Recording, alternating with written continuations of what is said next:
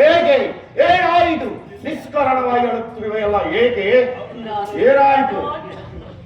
ಪಾಂಚಾಲಿ ಅಡವಿಗೆ ಒಂದಲ್ಲ 10 ಕಾಣಲಿರು. ನೀವು ಪುರುಷರು, ನಿಮ್ಮನ್ನು ಯಾರಾದರೂ ಅವಮಾನಪಡಿಸಿದ ವಾಕ್ಯಗಳನ್ನು ಆಡಿದರೆ ನೀವೇ ಅವರಿಗೆ ತಕ್ಕ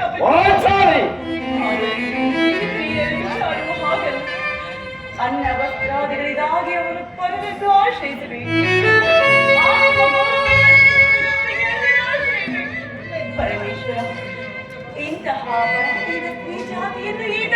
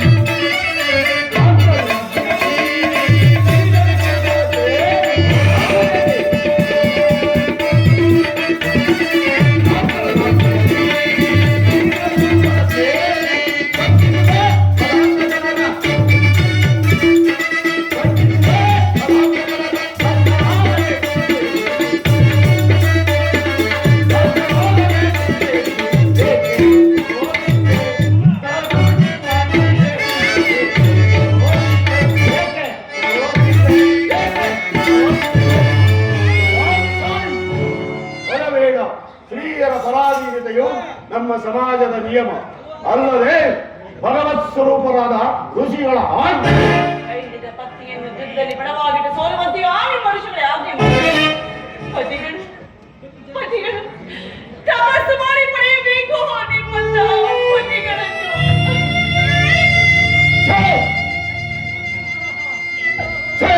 ಅಣ್ಣನ ಒಂದಿನ ಅವಿವೇಕದಿಂದಾದ ಈ ನಿಂದನೆಯು ನಮ್ಮನ್ನು ಸಾಯವರೆಗೂ ಬಿಟ್ಟಿದ್ದಲ್ಲ. ಪಾಂಚಾಲಿ, ಅಣ್ಣನ ಅಪರಾಧಗಳನ್ನು ಕ್ಷಮಿಸುವಂತೆ ನಾನು ನಿನ್ನಲ್ಲಿ ಎಷ್ಟೋ ಸಾರಿ ಬೇಡಿಕೊಂಡಿಲ್ಲವೇ? ಹಾಗೆ ಹೋಯಿತು, ಅದನ್ನು ಮರೆತು ಬಿಡು. ಈ ದಿನ ನೀನೇಕೆ ಹೀಗಾಗಿರುವೆ ಅದನ್ನು ನನ್ನೊಳಗೆ ತಿಳಿಸಬಾರದೆ?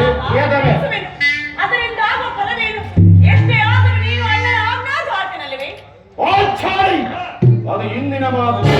ಈಗ ನಾನು ಯಾರ ಆಜ್ಞಾಧಾರಕನೂ ಅಲ್ಲ. ಈ ದಿನ ಹಸ್ತಿನಾಂಬಿಯ ಮಂದಿರಕ್ಕೆ ದೇವಿಯ ದರ್ಶನಕ್ಕೆ ದುರ್ಯೋಧನನ ಪತ್ನಿಯಾದ ಭಾನುಮತಿಯು ಬಂದರು. ಅವಳು ನನ್ನನ್ನು ನೋಡಿ, ನಿನ್ನ ಪತಿಗಳ ವಾಸಕ್ಕಾಗಿ 5 ಗ್ರಾಮಗಳನ್ನು ಬೆಳೆದು ಇತರನ್ನು ಆಸ್ಥಾನಕ್ಕೆ ಕಳಿಸಿದರು. ಇನ್ನೇನು ಇಷ್ಟರಲ್ಲಿ ಸಂಧ್ಯೆ ಆದರೂ ಈ ನಿನ್ನ ಬಿಚ್ಚಿದ ಮುಡಿಯನ್ನು ಕಟ್ಟಿವರು ಈ ಪಾಂಚಾಲಿ ಎಂದು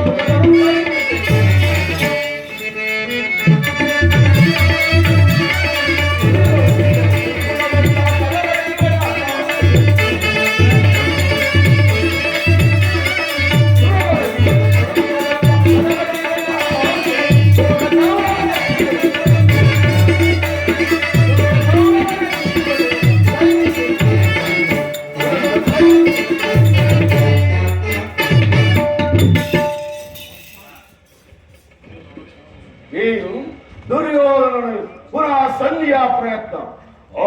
ಹಾಗಾದರೆ ನನ್ನ ಸಂದೇಹವು ನಿಶ್ಚಯವಾಯಿತು. ಯಾರು ರಾಯಭಾರಕ್ಕೆ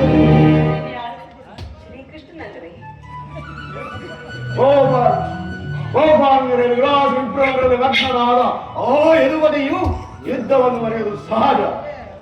ಅರ್ಜುನನು ಗೌರವದಿಂದ ಹಿಂದಿರುಗಿದಾಗಲೇ ಈಗ ಆರಬಹುದೆಂದು ನಾನು ತಿಳಿದಿದ್ದೆ. ಪಾಂಚಾಲಿ, ಅದಿರಲಿ, ಆ ಭಾನುಮತಿಗೆ ನೀನೇನು ಉತ್ತರ ಕೊಟ್ಟೆ? ಪ್ರಶ್ನೆಗೆ ತಕ್ಕ ಉತ್ತರವೇ ಕೊಟ್ಟೆ. ಏನೆಂದು? ನಿನ್ನ ಮುಡಿಯನ್ನು ಬಿಡಿಸುವವರೆಗೂ ಈ ನನ್ನ ಬಿಸಿದ ಮುಡಿಯನ್ನು ಕಟ್ಟುವುದಿಲ್ಲವೇ?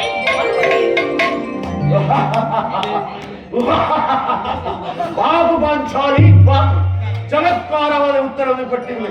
ಎಷ್ಟೇ ಆಗಲಿ ನೀನು ನಮ್ಮ ಸಂಗಡ ಕಲನ ಮಾಡುವುದರಲ್ಲೇ ನೀನು ಜಗದೆಯನ್ನು ಮುಗಿಯಿದ್ದೆ ಎಂದೆ. ಎಷ್ಟೇ ಆಗಲಿ ನೀನು ನನ್ನ ಜಾಣೆಯಲ್ಲವೇ, ನೀ ಜೀವನ ಪ್ರೀತಿಯ ಪ್ರೇಯಸಿಯಲ್ಲವೇ, ಬಾ ನಿನ್ನ ತೊಡೆಯನ್ನೆಲ್ಲ ಗೆಲ್ಸು. ಸ್ವಲ್ಪ ಕಾರಣ